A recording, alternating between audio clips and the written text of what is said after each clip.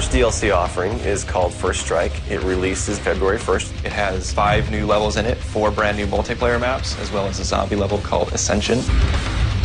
Kowloon is inspired by the single-player campaign level that was also set in Kowloon City, China, but the actual design and the layout and the geometry in the map is built from the ground up for NP. Kowloon is the only map that has zip lines, which will allow players to quickly get from point A to point B. The trade-off to that is that you're completely exposed while you're on the zip line. You can't use your weapon. It's going to get you to your location much faster, but there's also the risk that you're going to get shot.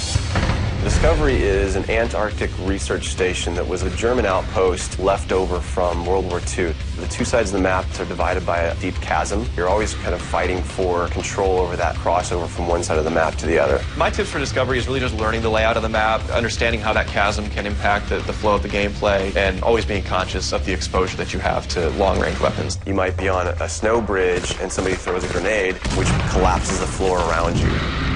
Our large map is Berlin Wall. This focuses on the checkpoint Charlie area of Berlin. It puts you fighting on the two different sides of the wall. So you've got East Berlin versus West Berlin kind of thing going. Berlin Wall has certain attributes about it that if you use it right, you're going to have the competitive edge over your opponents. It has a lot of very long view distances. It's a really great map for snipers. There's some good high points, some good elevation there. And one of the unique aspects about Berlin Wall is that there's the no man's land in the middle. You can take the risk of going through no man's land to get a faster route, but there's a good chance you're going to get mowed down by the auto turrets. The stadium's one of my favorite maps. I am a run and gunner, so I tend to like that map. It's going to provide those close quarter players tight adrenaline, action-packed experience. So never underestimate the value of tactical insertion, and always be checking your corners and realize that these engagement distances are going to be really small, so use that to your advantage. I think it's going to cater to a lot of the players who just like the frenetic style of gameplay that Call of Duty has to offer.